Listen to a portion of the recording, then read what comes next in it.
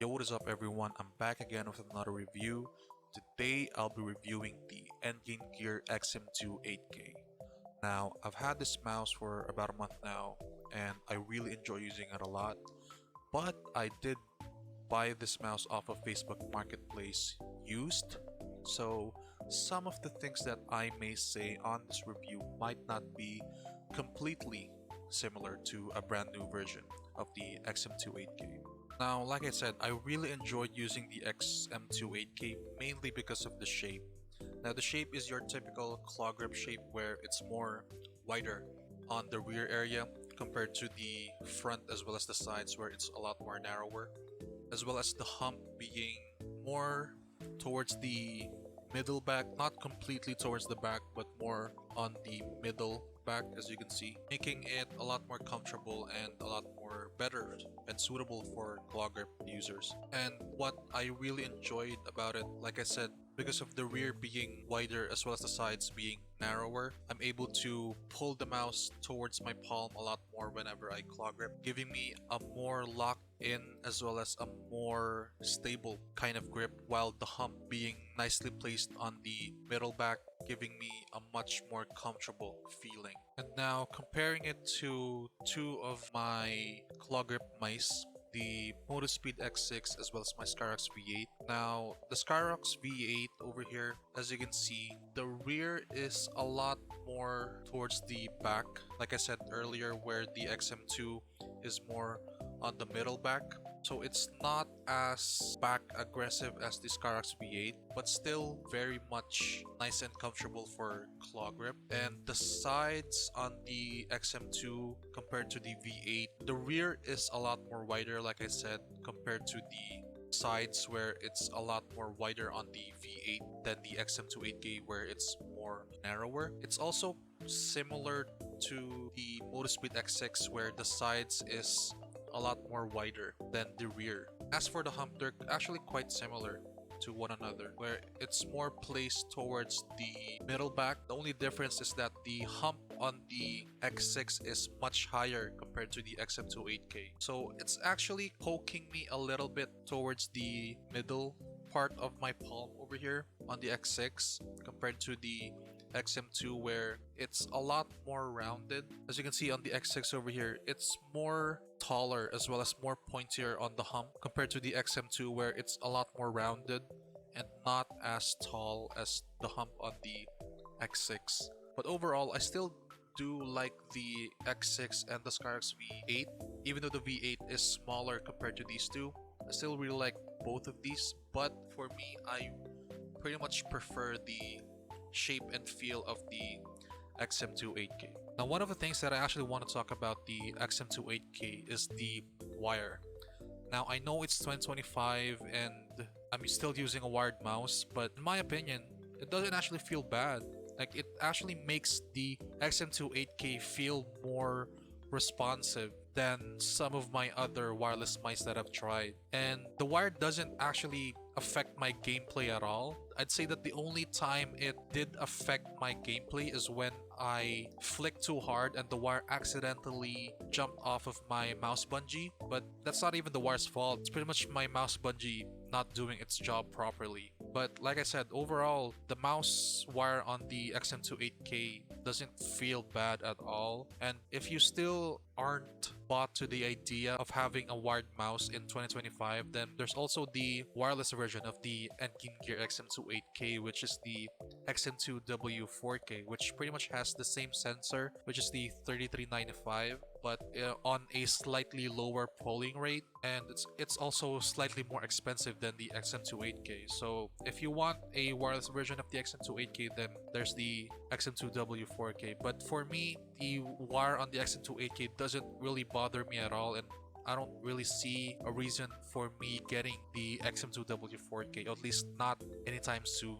Now, the sensor position on the XM2 8K is higher compared to over here my Razer Viper V3 Pro, which is currently my favorite mouse, and I pretty much compare most if not all of the mice that I own to my Razer Viper V3 Pro. That's how much I swear to this mouse. And this is how I would normally claw grip my Razer Viper V3 Pro. Now if we follow the sensor position on the Razer Viper V3 Pro, it actually lands over here on this area of my pointer finger. Whereas on my XM2 8K, now this is how I would normally grip and comfortably grip my XM2 8K. This is where the sensor positioning lands on my pointer finger. So it's definitely slightly higher compared to the Viper V3 Pro, which is over here, and the XM2 8K sensor position is over here.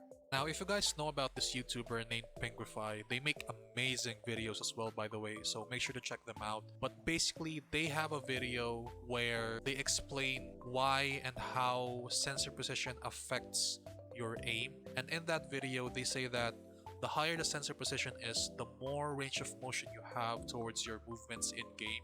And in my use case scenario, it definitely made it seem like the XM2 8K's sensitivity was faster than what I'm used to, even though I didn't change any setting in game or in the software of the Endgame Gear XM2. I still used 1600 DPI as well as 0.182 on Valorant. My sensitivity was still feeling a lot faster in game, but I was still able to get used to it and adjust my aim to the mouse after a couple of days. Before buying or trying out a new mouse, make sure to always check the sensor position, since it can also very much affect on how you perform in game. If you guys want to check out Pinguefy's video on sensor positioning, I'll make sure to leave a link down in the description below to where you can find it and where you can watch it. Now moving on to the coating on the XM2 8K, the coating actually feels amazing on this mouse. It's this nice dry and rubberized coating where once your hand gets slightly moist and warm, it definitely feels very grippy, and even if your hands are dry, it still feels nice and grippy, and overall just an amazing coating.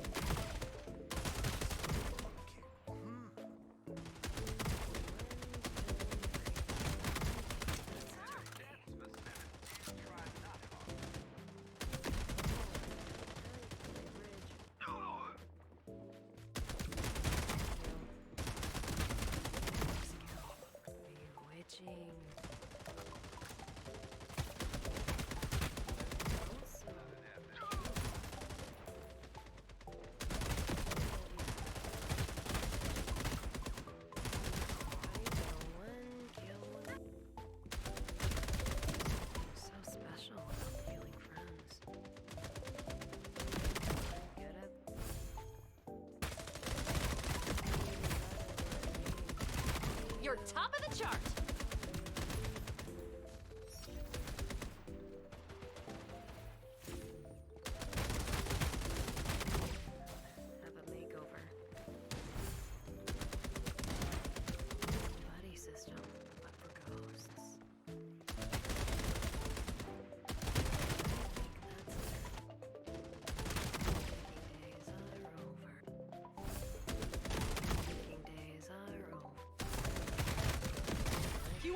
inches from victory.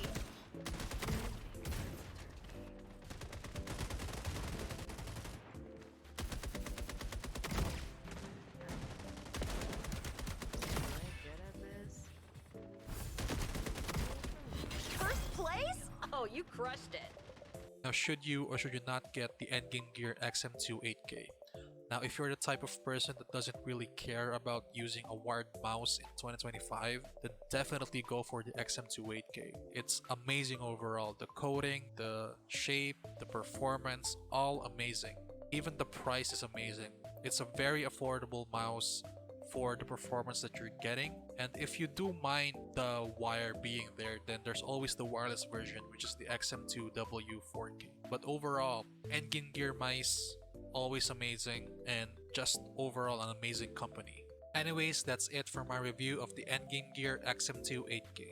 I'll make sure to leave a link down in the description below to where you can get this mouse, as well as links to my affiliates and discount codes for other brands. I'll also make sure to leave a link to Pinguefy's video on sensor position and how it affects your aim, and a link to their YouTube channel as well. So make sure to check them out, they make amazing videos. Now, if you guys enjoyed this review, make sure to leave a like and subscribe to my channel. It really helps a lot with the channel and for me to be able to make more videos like this for you guys. Help me reach 500 subs before the end of 2025, and that's pretty much it. Thank you so much for watching, and I'll see you in my next video.